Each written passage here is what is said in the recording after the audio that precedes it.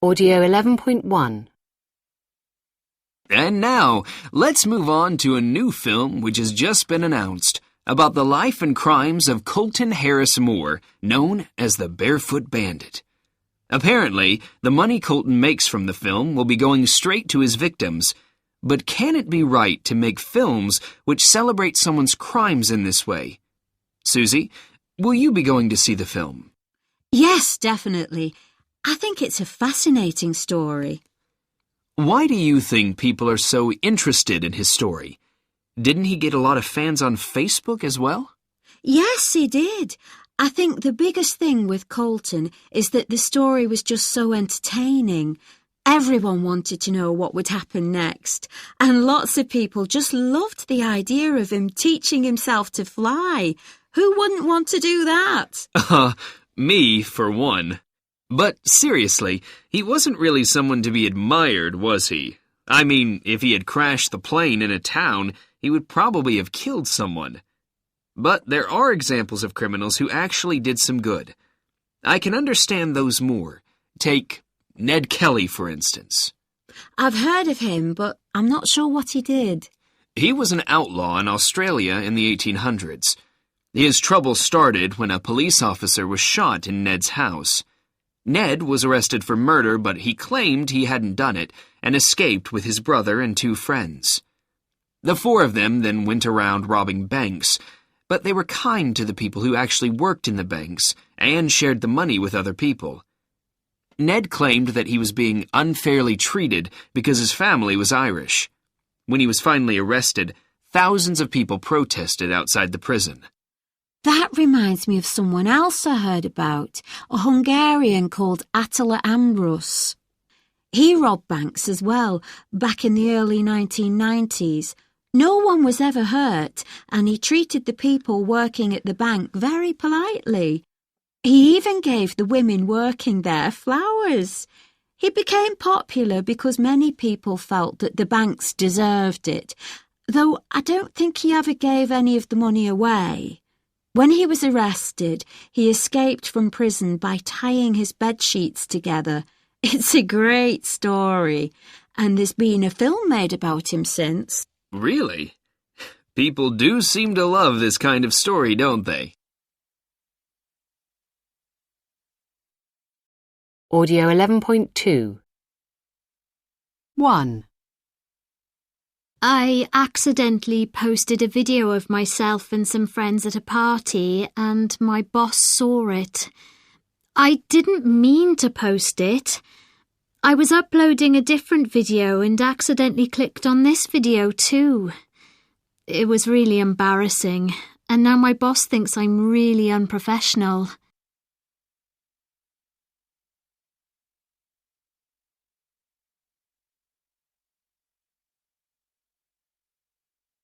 2. I had just had a job interview and one of the interviewers was very rude to me, so I tweeted about it. As soon as I pressed send, I knew it was a mistake, but it was too late. Later I found out that I would have been offered the job, but someone saw my tweet and they changed their minds and gave the job to someone else.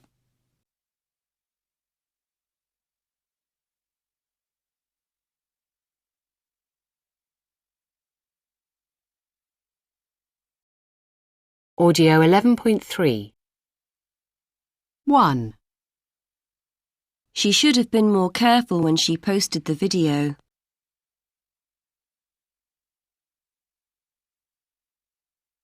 2. She shouldn't have accepted her boss as a friend online.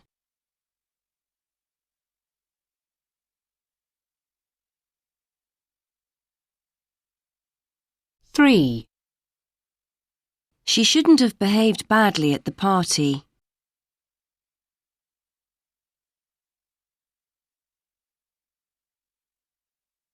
4. She shouldn't have posted any videos online.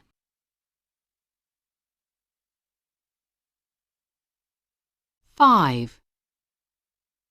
He should have thought before pressing send.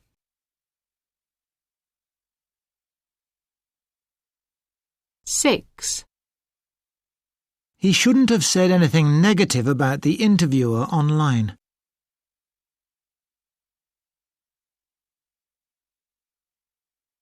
7. He should have waited until he was offered the job.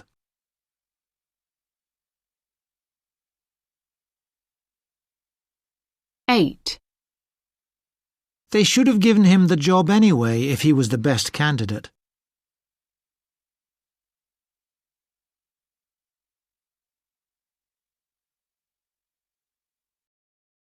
11.4. She should have been more careful. She shouldn't have behaved badly.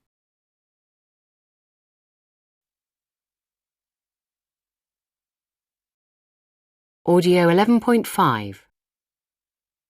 1. I really wanted to go to a big football game, but I was supposed to be working. So I told my boss I was ill. The game was brilliant, but unfortunately I got so excited I started tweeting about it, and my boss saw the tweets. So she knew I wasn't at home sick. I ended up losing my job. 2. It really wasn't my fault. I was looking after my parents' house while they were away and I decided to have a party. It was only going to be a few friends, but one of my friends decided to write about it on Facebook. He didn't realize it, but that meant that 500 people knew about the party and about 150 people turned up. It was a great party, but the house was a terrible mess afterwards. Audio 11.6. Conversation 1. Something horrible has happened at work. Oh no! What? I had to finish a report for Tuesday morning, and by Monday afternoon I hadn't even started it. I decided to borrow a laptop from the office so I could write it at home and bring it in on Tuesday morning. Okay, so? The thing is, it's against the rules. Our manager says we must get permission before we do that. Right. So I took the laptop home and was writing the report at home. But then, during the night, I got really sick. You were probably feeling guilty. Maybe. Anyway, I couldn't go into work on the Tuesday after all because I was sick. And they discovered the laptop was missing. And they realized it was you. No, worse than that actually. They called in the police. Why don't you just phone in and tell them it was you? Because then they'll realize I was going to be late with the report. Conversation 2. Where were you last night? I had to help Professor Dudley with his new research project. Again? That's all you do at the moment. I know. I wish I'd never offered to help him. So why did you? I thought it would get me a better grade in my exams, but I have to work day and night for him, for free, and I don't think he even knows my name. I'm just a slave. Ha! Serves you right. Audio 11.7. Hearing modal verbs. Modal verbs such as must, may and could are very important for the meaning of a sentence, but they are often difficult to hear. We sometimes form the past using a different verb. For example, we must get permission. I had to help. When you are listening, use the context to decide if the speaker used a modal verb and which one suits the context best. Audio 11.8. Over the past 3 programmes, we've looked at the results of actions, both our personal actions and the actions of big business and government. Today, we have Dr. Michelle Hall with us. She's been researching into an area known as unintended consequences.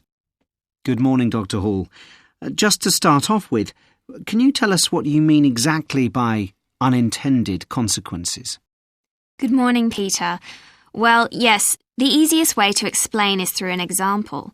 Let's imagine that we pass a law which says that all young people must wear helmets when they are cycling. This looks like a very sensible law. Obviously, our intention is that if a young cyclist were to have an accident, their head would be protected. Yes, it sounds like a very good idea. But the problem is that wearing helmets is very uncool or unfashionable. So young people might say, I don't want to wear a helmet. And so? So they'll stop cycling and go everywhere by car. This means they may take less exercise, and then they could put on weight, and later in life that might bring health problems. And that all means that the unintended result is as bad as the original problem. Audio 11.9. OK, so when do we have to move? By the end of the month. I think the last day is the 28th. I've been checking all the estate agents' sites on the internet, and there seem to be quite a few apartments that would suit us. Great, let's see. It would be a good idea for us to decide what we have to have. Well, to start off, a bedroom each and a nice living room. I'd like the apartment to have a balcony. Let's leave extras like that for now and concentrate on the essentials. Don't you think a balcony is essential? What will we do in the summer when it's hot? Well, another option would be to go for a ground floor apartment or a building with a shared garden. Okay, we can see what's available. Could we move on to thinking about where we want to live? Near the centre. That would be good for you at the university and for our office. OK, now for the difficult question. How much rent can we afford to pay? Could we all go up by €100 a month? We get somewhere really nice for that. I suppose so.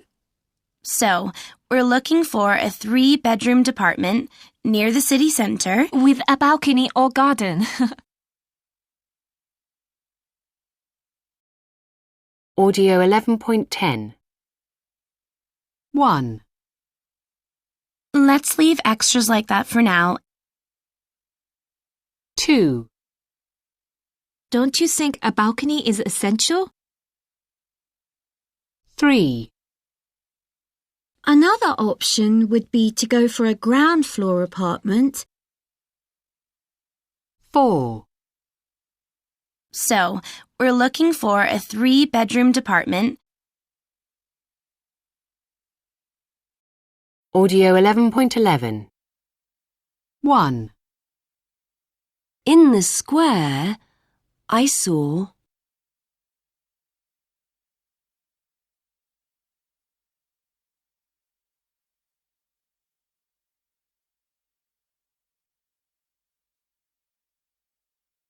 Two.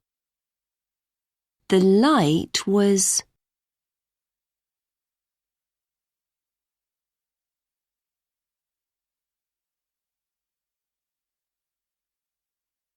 3. the match was rubbish. It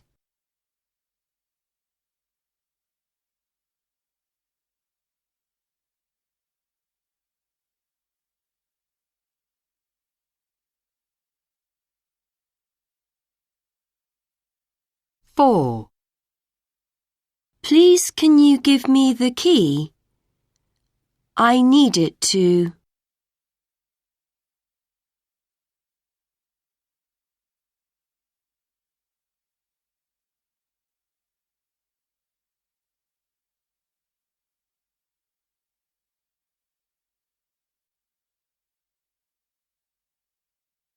5. We need change. It's important because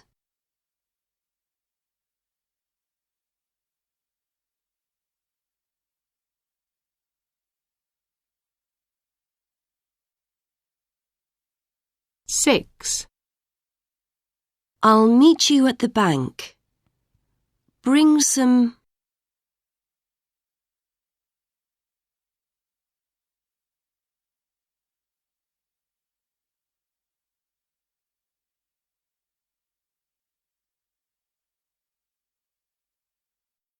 Audio 11.12.